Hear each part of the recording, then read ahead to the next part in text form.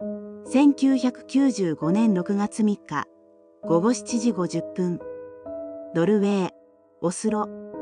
市内中心部に位置する5つ星ホテル、オスロプラザ。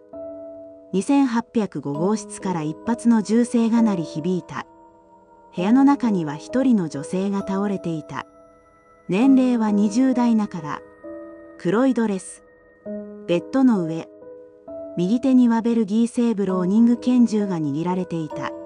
警察が到着した。ドアは内側から施錠されていた。自ら犬を絶ったそう見えた。しかし、調査が始まった瞬間、すべてが崩れ始めた。彼女の名前はジェニファー・フェアゲート。チェックイン記録にはそう書かれていた。だが、その名前は存在しなかった。住所も存在しなかった。彼女の身元を証明するものは何一つなかった。密室、拳銃、消された身元。これは、第一部で扱ったイスダールの女性事件の現代版だった。時間を遡る。1995年5月31日、午後10時44分。オスロプラザホテル、フロントデスク。一人の女性がチェックインした。身長は約164センチメートル。黒髪。ヨーロッパ系の顔立ち。彼女は流暢な英語で話した。しかし、わずかなドイツ語なまりがあった。宿泊カードに記載された情報は、氏名 JENNYFERGATE ジェニファー・フェアゲート。住所 RUE、DLA、STATIONM15、VERLAINE、BULGIUM ベルギー、ベルレン。到着日1995年5月31日。予定宿泊日数3泊。支払い方法現金。彼女は2805号室の鍵を受け取り、エレベーターへ向かった。だが、この情報はすべて虚偽だった。RUE、DLA、STATIONM15 という住所は存在しない。VERLAINE 市の市役所にも JENNYFERGATE という名前の記録はない。ベルギー全土を調査しても該当者はゼロだった。彼女は存在しない人間としてホテルに入った。6月3日午後7時50分。隣室の宿泊客が銃声を聞いた。午後8時6分。警察が到着した。ドアは内側から施錠されていた。ホテルのマスターキーで解錠した。現場の状況を記録する。ベッドの上に仰向けに横たわる女性。右手にブローニング 9mm 拳銃。こめかみに銃創。血液が枕とシーツに広がっている。外傷はそれだけだった。争った痕跡はない。部屋は整然としている。典型的な自ら犬を絶った現場。そう見えた。しかし、現場検証が進むにつれ、違和感が積み重なっていった。第一の異常は所持品の欠如。彼女のカバンを調べた。衣類が数着。靴が2足。アクセサリー数点。ところが歯ブラシがない。歯磨き粉もない。シャンプーもない。化粧品もない。3泊する予定の女性が洗面用具を全く持っていない。不自然だ。第二の異常は消されたラベル。カバンの中の衣類を調べた。コート、ブラウス、スカート、下着。すべての衣類からブランドタグが切り取られていた。精密に、意図的に。1970年のイスダール事件と完全に同一の手法だった。第3の異常は身分証の不在。財布はなかった。身分証明書もなかった。クレジットカードもなかった。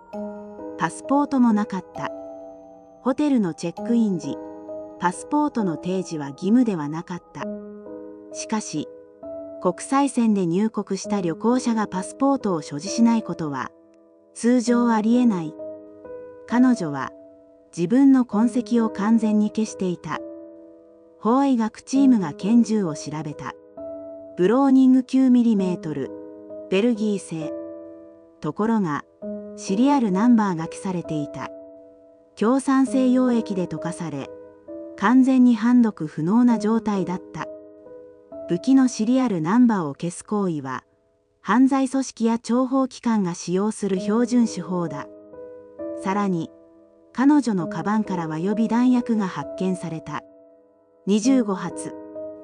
自殺を決意した人間が、なぜ25発もの予備弾薬を持っているのか。答えは非だ。警察は国際武器データベースを検索した。インターポールにも紹介した。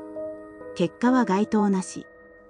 この拳銃がどこから来たのか、誰もわからなかった。ホテルの電子キーログを分析した。オスロプラザホテルは、当時最新の電子セキュリティシステムを導入していた。すべての客室ドアの開閉記録が自動的に保存される。2805号室の出入り記録。5月31日に1250チェックイン、入室。6月1日0834退室。6月2日0520入室。6月3日1950銃声推定死亡時刻。6月1日午前8時34分から6月2日午前5時20分まで。約20時間。彼女は部屋を開けていた。ところが、その間、彼女がどこにいたのか誰も知らない。ホテルのロビーカメラにも映っていない。レストランの記録にもない。タクシー会社の記録にもない。まるで彼女は空気のように消え、また現れた。さらに奇妙なことがある。6月2日と3日、2805号室の隣室と下の階の客室から苦情が入った。上の部屋から激しい物音が聞こえる。しかし、警察が調査したとき、部屋には争った痕跡が全くなかった。何があったのか。6月4日、検視が実施された。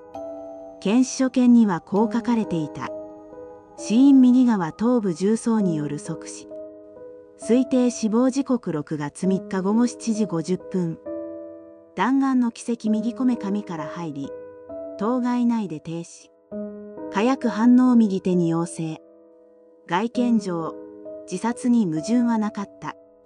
しかし、ある法医学者が異常を指摘した。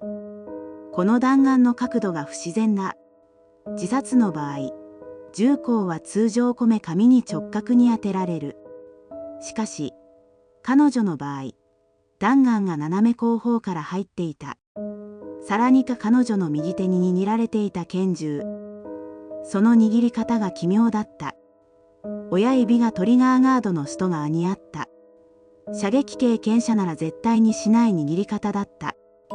まるで、誰かが彼女の死後、拳銃を無理やり握らせたかのように。しかし、警察はこの所見を重視しなかった。事件は自殺として処理された。事件発生から21年後、2016年、ノルウェー警察の元諜報部員、オラカル・ダゲルがこの事件を再調査した。彼は遺体から採取した歯のサンプルを最新の同遺体分析にかけた。分析結果は次の通りだった。出生地東ドイツ、おそらくベルリン近郊。出生時期1970年前後。幼少期東ドイツ国内で成長。青年期以降西ヨーロッパへ移動した痕跡。1970年生まれ。東ドイツで育った。そして、1995年、オスロで死んだ。1989年、ベルリンの壁が崩壊した。東ドイツの諜報機関、シュタージは解体された。しかし、すべての工作員が消えたわけではなかった。一部は西側に潜入した。一部は新しい任務を受けた。一部は消された。ジェニファー・フェアゲートという偽名を使った女性は、その一人だったのか。事件後、一つの証言が記録されていた。6月2日夜、2805号室の前で、ホテル従業員が奇妙な光景を目撃した。部屋のドアの前に男が立っていました。年齢は30代後半から40代。黒いスーツ、短髪。彼は部屋をノックしていました。しかし、返事はありませんでした。従業員が声をかけると、男は何も言わずに立ち去った。警察はこの男を捜索した。しかし、ホテルの宿泊客リストには該当者がいなかった。ロビーのカメラにも映っていなかった。この男は誰だったのか。1995年6月、事件は自殺として終結した。彼女の遺体は、身元不明のまま火葬された。オスロプラザホテル2805号室。今もその部屋は存在する。